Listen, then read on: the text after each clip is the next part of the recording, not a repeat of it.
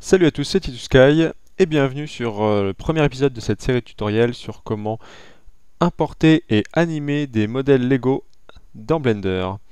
Alors premièrement, vous voulez aller sur leocad.org et télécharger le logiciel Leocad. Ensuite, vous le lancez,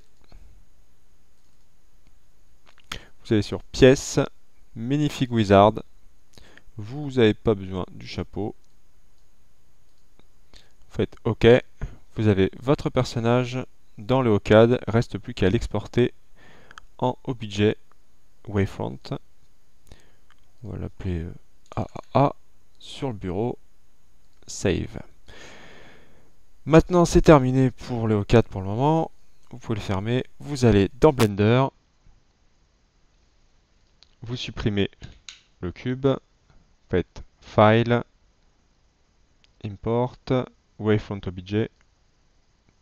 Vous allez rechercher les fichiers, Objet. Et il est géant, donc on va le redimensionner. Pour ça, vous faites S 0.005. Vous pouvez faire la taille que vous voulez. Moi, je trouvais que c'était la taille qui allait le mieux avec le reste de ma scène et tout ça. Donc, voilà. Ensuite, on va faire une rotation. Donc, ça sera à peu près pareil pour tout le monde. Normalement, vous faites R, X pour le verrouiller sur arc DX, moins 90. Et voilà. Déjà, vous avez importé votre personnage correctement dans Blender. Maintenant, pour pouvoir l'animer, il va falloir lui créer un rig et tout ça. On va commencer par renommer chaque pièce et créer des vertex groups. Donc, ça c'est la tête. On voit bien, c'est entouré. Vous appuyez sur Tab pour passer en Edit Mode. Vous allez sur cette icône là. Vous cliquez sur plus sur Vertex Group et vous créez un nouveau Vertex Group que vous allez nommer Head. C'est important d'avoir des noms que vous vous rappellerez, enfin que des noms faciles, parce que vous allez en avoir besoin plus tard. Et vous cliquez bien sur Assign. Tab pour revenir en Object Mode. Vous sélectionnez un autre objet. Donc là, ça va être Left Arm. OK. Tab.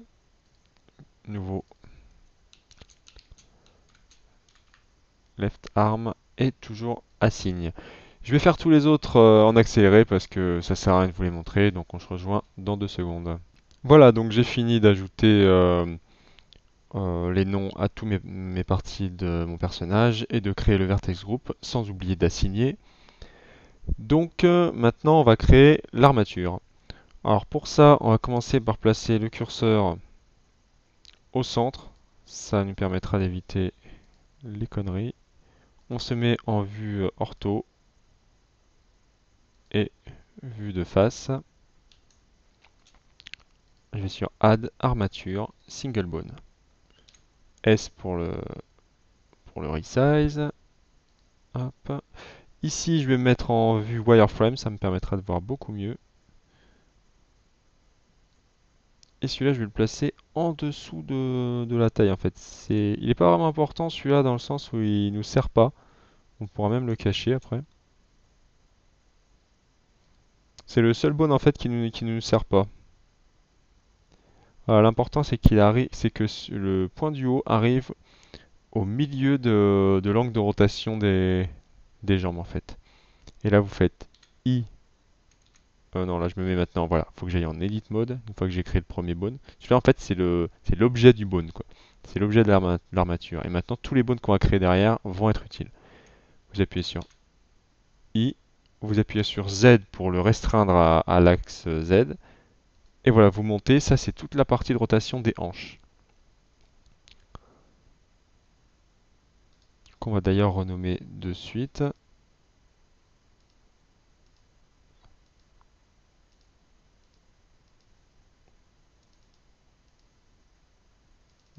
Voilà.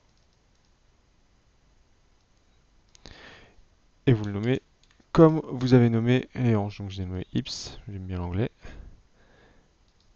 Vous vous mettez là, vous refaites E et Z, et vous en recréez un qui va jusqu'en haut du corps.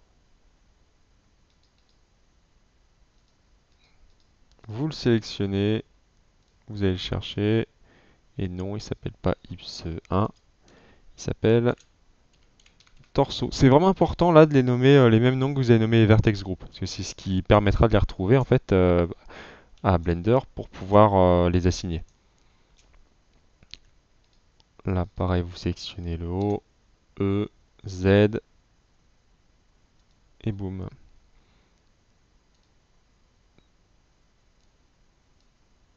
Et celui-là, c'était Head. On a fini donc jusqu'à la tête. Maintenant, je vais faire les jambes. Je rajoute un bone.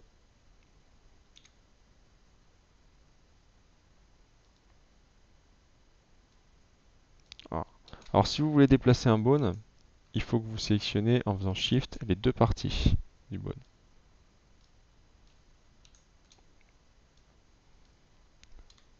R 180.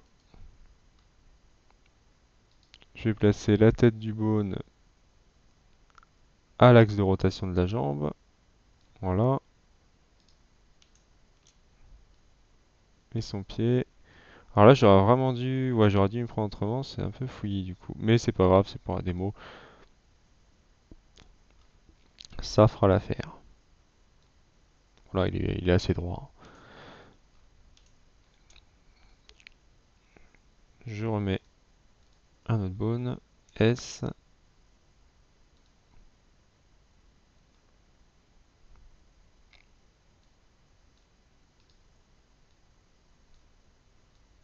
Ça va être pour le bras. Ah, tiens, ça me fait penser que j'ai pas renommé celui de la jambe. Il va falloir que je le fasse.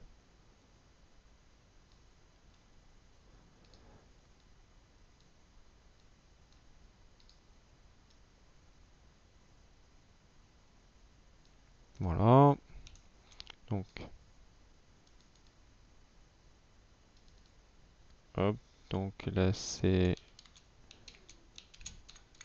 right leg. Et celui-là, c'est right arm. Là, on recrée encore un bone.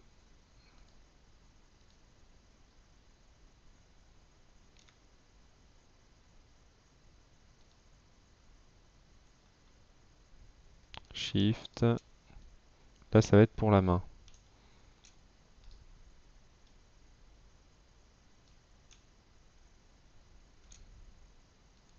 Alors la main, vous amusez bien à la placer, quoi, parce que c'est le seul qui est pas vraiment évident.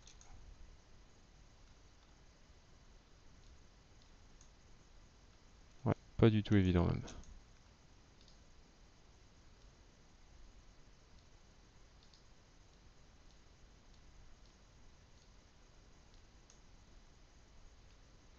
Vous voulez le placer de manière la plus centrée possible au milieu de l'axe en fait de rotation.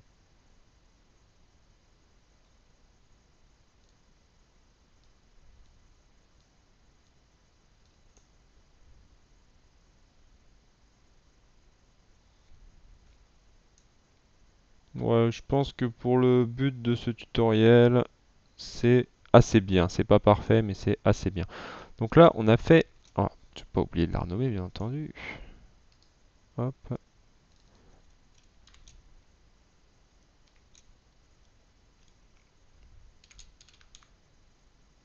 right hand.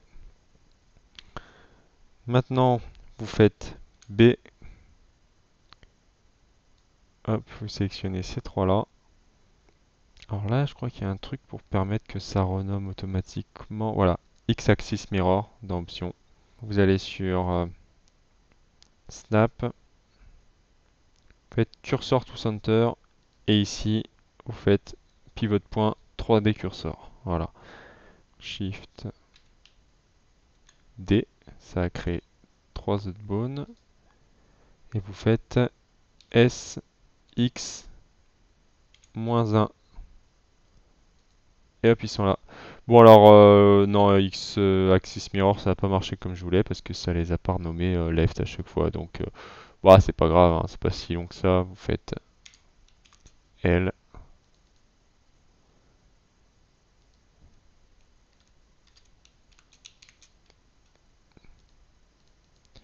Disons que cette technique vous permet quand même de ne pas avoir à vous retaper tout l'autre côté. Si vous avez vraiment fait un truc bien minutieux, là ça a été assez rapide, mais si vous avez fait le truc dans le détail, c'est quand même du temps de gagner. Bon alors maintenant on va faire le parentage des bones. Donc vous êtes en edit mode, vous faites clic droit sur un bone, vous cliquez sur le bone qui sera son parent en faisant shift, clic droit. Maintenant CTRL P et vous faites keep offset. Ah, et c'est pas mal ça, c'est que l'autre bone aussi, en faisant X-axis quand même, eh ben il prend aussi le parenting. Ça, je savais pas. C'est une bonne chose. On va voir si ça marche pour le reste. Oui, moi aussi, j'en découvre tous les jours. CTRL P, keep offset, et oui, ça marche aussi pour cela. Comme quoi, l'X-axis, c'est pas totalement une perte de temps. CTRL P, keep offset. Et voilà, normalement, on est good to go. Vous pouvez revenir en object mode, en solide. Ici, vous pouvez faire X-ray pour voir vos bones.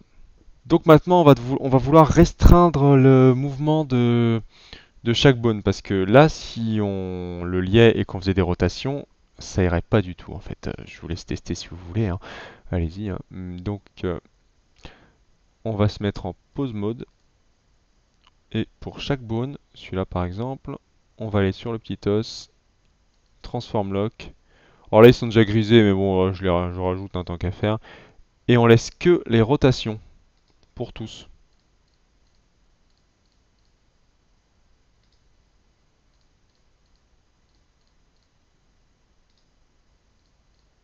C'est surtout les locations qui posaient problème. Le scale, je pense pas que ça pose vraiment de problème, mais dans le doute, vu que j'en ai pas d'utilité, je préfère le verrouiller.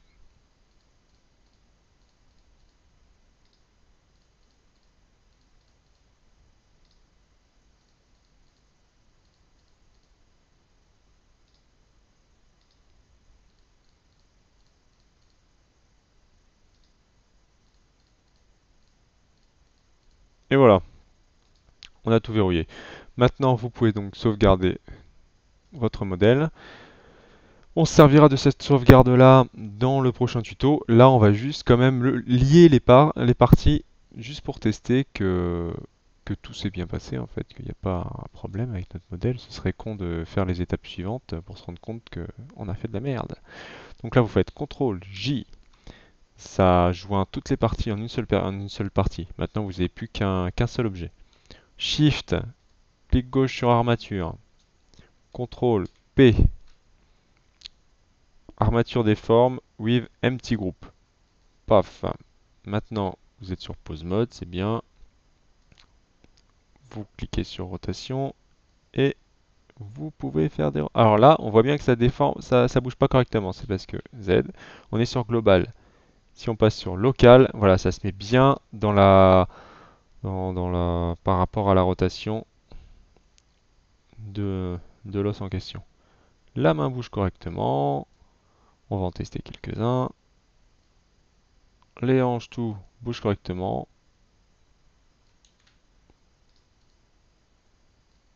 La tête bouge correctement. Alors par exemple, celui-là, moi j'ai tendance à le cacher parce que je vois pas pourquoi vous voudriez faire ça, par exemple. Ou même ça. Bon, vous pouvez vouloir hein, si vous voulez faire des trucs un peu marrants. Moi, j'en ai pas l'utilité personnellement. Du coup, le torso, paf, je le cache. Comme ça, il me gêne plus, il est plus là. Je sais qu'il me sert pas. Et pareil pour ce petit-là qui me sert à rien non plus. Comme ça, j'ai vraiment que les bones dont je me sers. Et pareil pour la main. Je- Personnellement, j'ai pas besoin de faire ça avec ma main, quoi. Ma main, elle me sert juste à faire des rotations comme ça. Du coup, je clique sur l'os de la main. Je vais sur Transform Lock. Et voilà, je laisse que celui-là. Comme ça, au moins, quand je fais mon animation, je suis pas là à regarder, à avoir 36 000 settings différents. J'ai juste celui qui m'intéresse. Je peux faire pareil donc pour les autres. Ici, bah après, c'est à vous de voir, hein. Qu'est-ce que vous voulez pouvoir faire avec votre bonhomme? Moi, c'est surtout le vert. J'aime bien aussi pouvoir faire un peu ça. Mais ça, non, pas spécialement. Donc le rouge, Je peux le virer. Voilà. Ça permet de pouvoir limiter les possibilités du personnage. Une fois que vous êtes content avec tout ça, et ben vous sauvegardez pas parce que on veut pouvoir modifier notre personnage Lego et qu'on a encore la tête aussi à modifier. Donc ça c'était juste pour tester vraiment si notre Lego marchait correctement pour après. On va se servir du fichier qu'on avait sauvegardé avant dans le tuto suivant. Allez, à plus!